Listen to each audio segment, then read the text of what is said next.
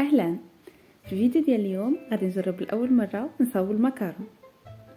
اول حاجه درتها هي تفرجت في يوتيوب وسجلت المقادير اللي كانوا دقيق اللوز، سكر، بيض البيض وقبيصه ديال الملح.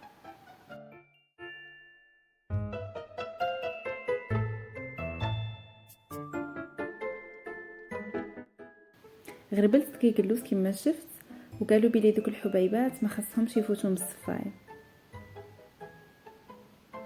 واخا صراحه انا بان لي بلي بقى بزاف في الصفايه وصراحه ما تخيتش نرميه.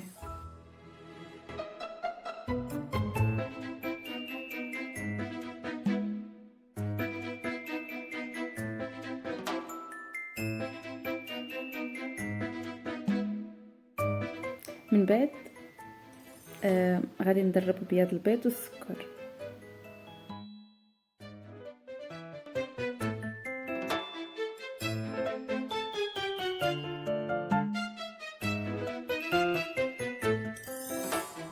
مور ما دربت بياض البيض والسكر مزيان حتى طلعوا، غادي نزيد عليهم ملون زرق، حيت هاد المكرون زعما كنت درتو فاش كنت باغيه نزوق الله يركيك، اللي حتى هو كنت درتو لاول مره.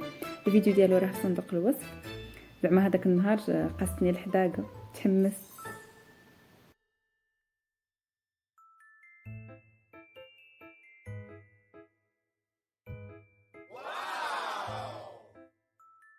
صافي من طلع بيض البيض والسكر خلطتهم مع داك دقيق اللوز اللي غربت في السباشول غير بشويه باش ما ينزلش.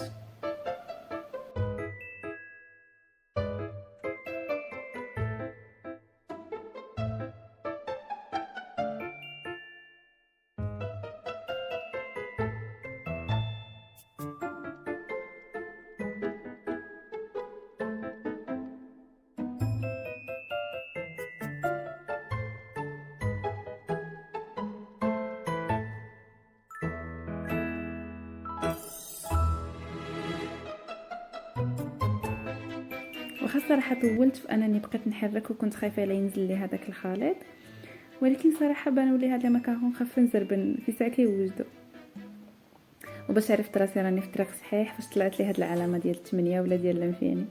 صافي خاصني غير ديبلوم في الباتيسري. وزعما بغيت ندير داكشي مضبوط، رسمت الدواور قد وصافي بديت ندير فيهم الخليط. وهنا بالضبط بديت نرون، حيت نورمالمون خاصني ندير غير مره، يعني خاصني نبزط داك الخليط غير مره وهو غادي يسيخ بوحدو. ولكن هيهات. انا كنت كندير ونعاود كنت كندير دواره فوق دواره فوق دواره.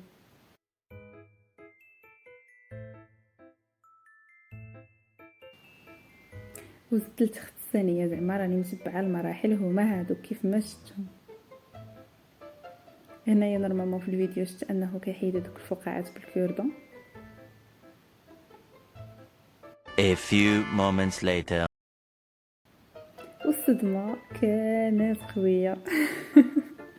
مر ما خرجتهم من الفران هبلت بالضحك. لصقوا مع بعضياتهم حيتاش كثرت الكميه، ولصقوا في الكاغط حيتاش خليتهم في الفران بزاف، ما عرفتش المده والكيفيه كيفاش نطيبهم نيسان.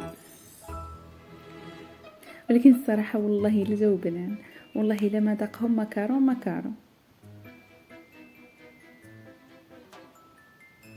ايوا بعدا ها هما جاو شي وحدين كيوت وجاو زينين، جاو ها هما والله الا جاو بحال المكرون.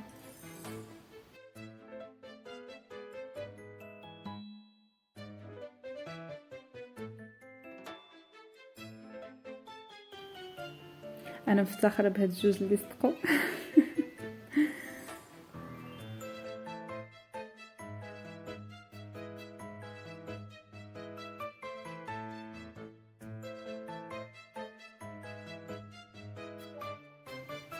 وهذا الشيء اللي كاين. كنتمنى يعجبكم الفيديو، وكنتمنى تجربوا اي حاجه تكون في بالكم.